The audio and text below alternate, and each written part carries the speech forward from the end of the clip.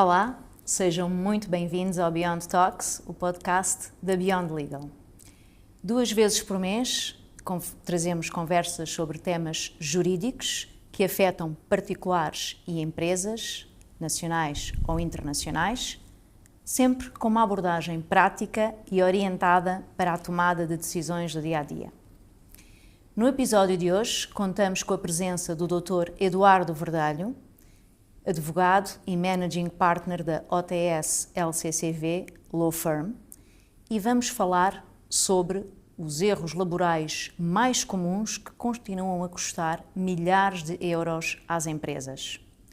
Quando uma empresa recebe uma carta do tribunal, acredita que o problema começou nesse momento, mas raramente este é o caso. Normalmente começou meses ou até anos antes. Hoje vamos perceber quais são os erros laborais que mais dinheiro custam às empresas e, principalmente, como evitá-los. Boa tarde, Eduardo. Boa tarde, Paula. Bem-vindo. Obrigado. Obrigada, antes de mais. Vamos avançar então aqui diretamente para as questões. Antes de falarmos de tribunais, na sua experiência, estes erros mais caros acontecem durante o processo ou ainda numa fase inicial, por exemplo, no momento da contratação ou do procedimento disciplinar? Paula, mais uma vez, boa tarde. Agradeço Obrigada, a oportunidade de estar aqui convosco. Eu diria que os erros acontecem em todas as fases, mas podem efetivamente acontecer em fase inicial, na contratação, não é?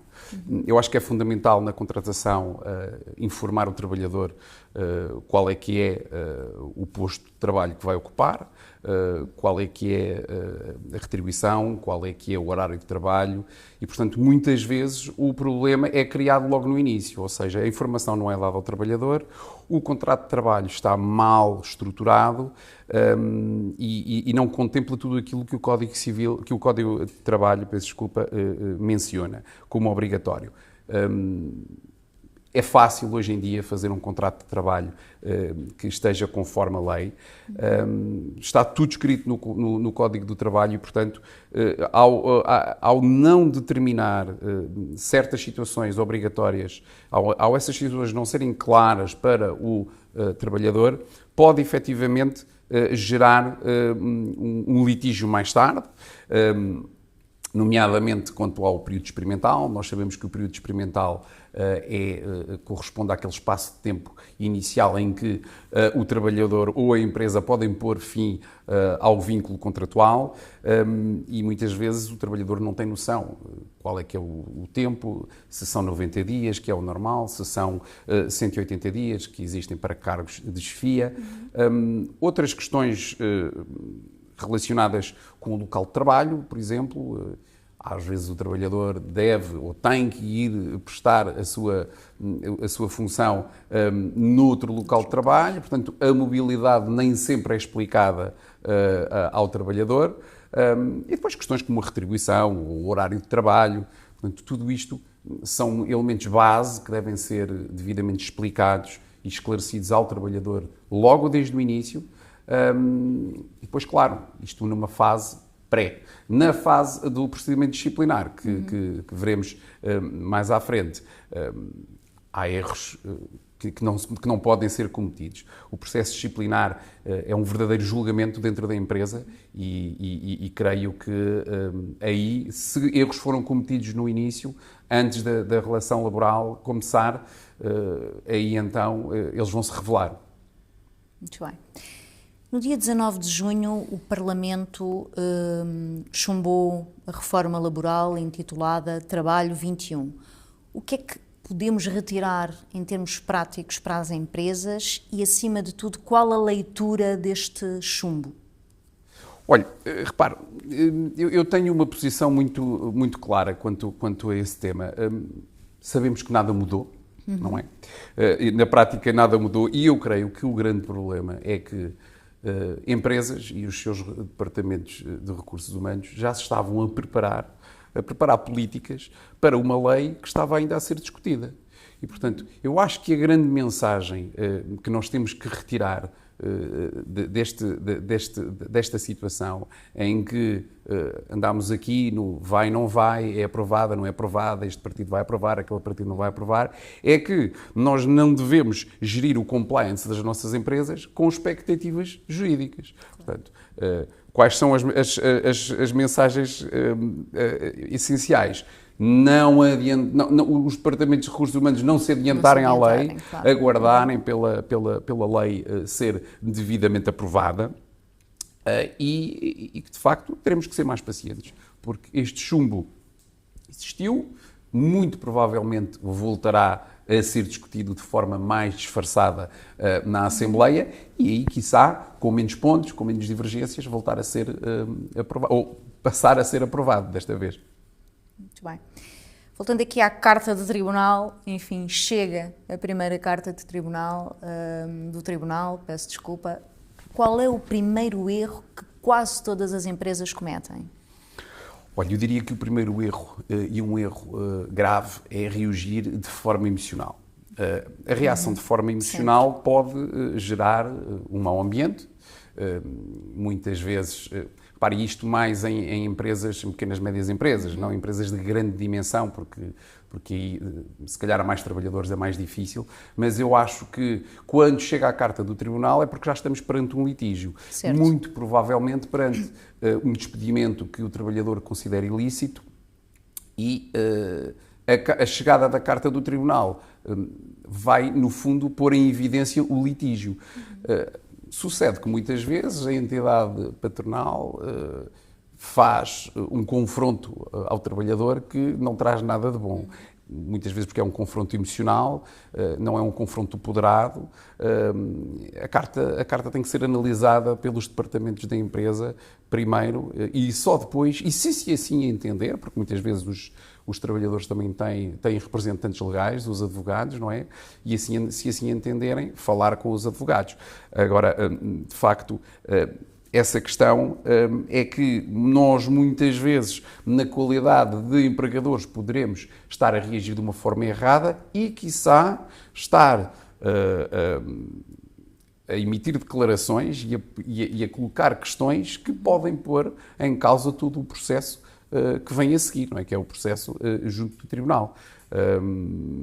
Portanto, essencialmente, o grande erro que se comete é confrontar o trabalhador. Não se deve confrontar o trabalhador. Devem-se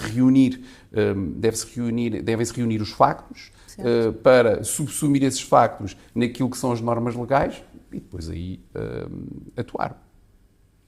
E quando é que devemos envolver um advogado ou procurar a ajuda de um advogado? Olhe, logo, de imediato.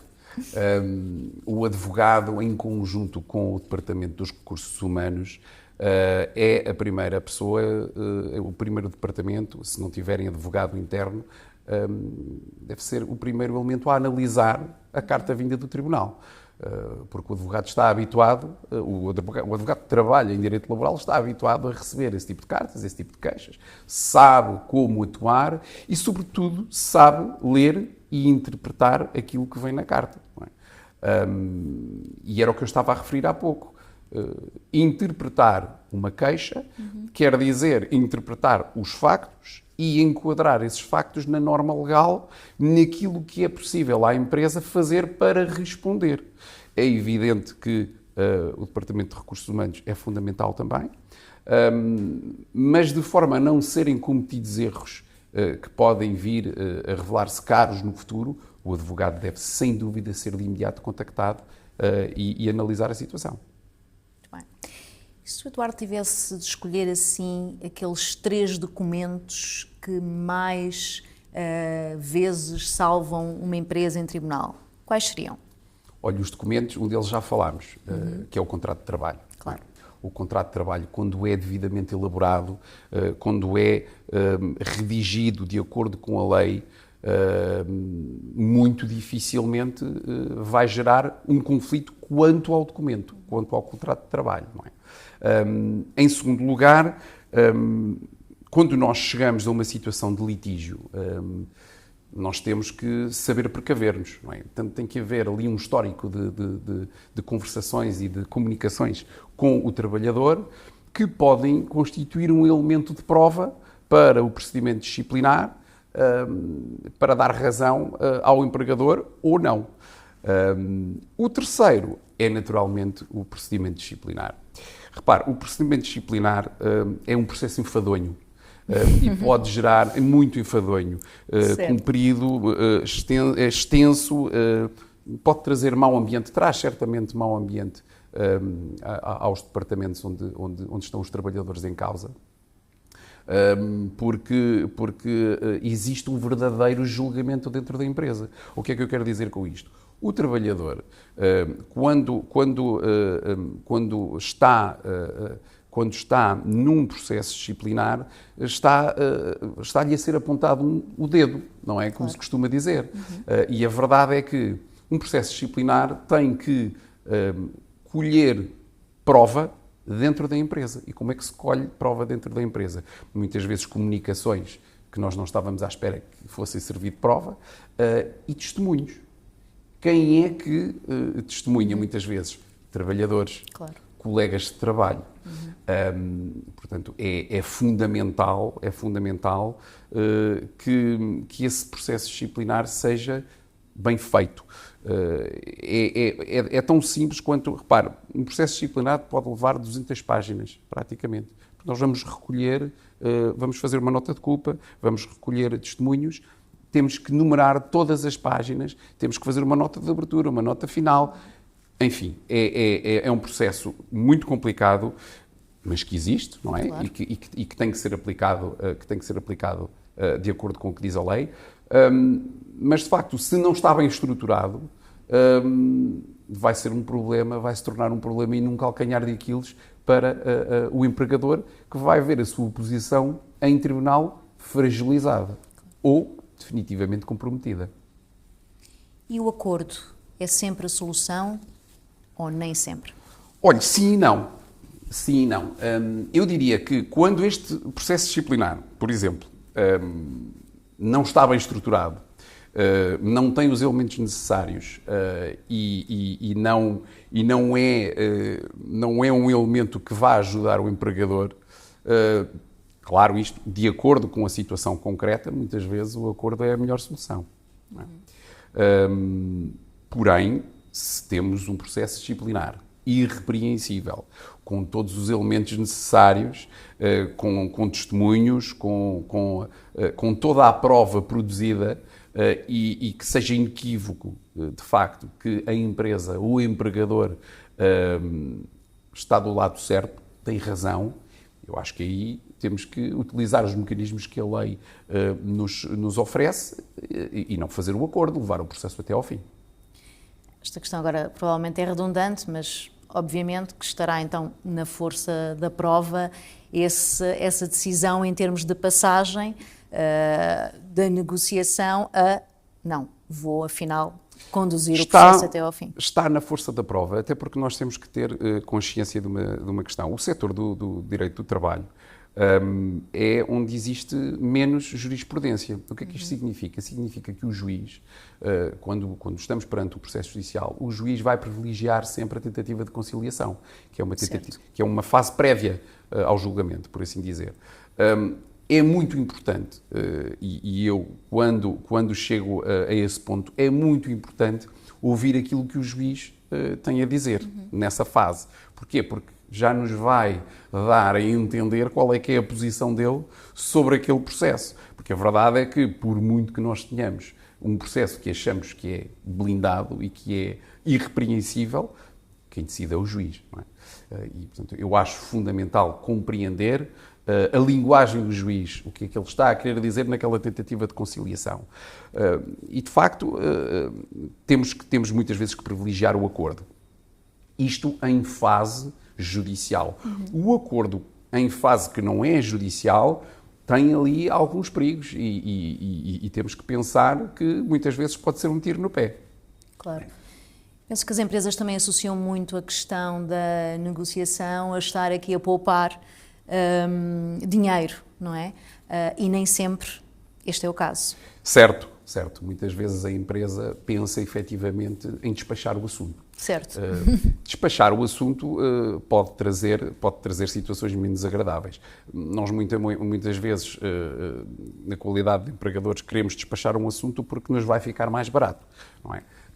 Porque existem sempre honorários a pagar aos advogados, porque existem as taxas de justiça, porque existem indemnizações que com uma decisão judicial podem ser muito superiores àquela que nós vamos pagar num acordo. A verdade é que o acordo pode também trazer situações em que não entram nas contas iniciais, que são situações de reflexão, ou seja, o trabalhador, os outros trabalhadores que verificam que existiu um acordo para uma situação na qual eles próprios podem estar inseridos, provavelmente dali a um tempo vão usar isso como um exemplo para poderem eles também sair da empresa com esse acordo. E claro, se já existe um precedente, foi aí que se calhar a empresa, o empregador não tomou uma boa decisão, estava num primeiro momento a pensar que efetivamente era uma decisão fácil, que não lhe iria fazer gastar muito dinheiro em indemnizações, mas que ao fim e ao cabo pode vir a tornar-se um problema, porque há o efeito nos outros trabalhadores que podem vir a fazer a mesma coisa, não é? Ou a exigir a mesma coisa.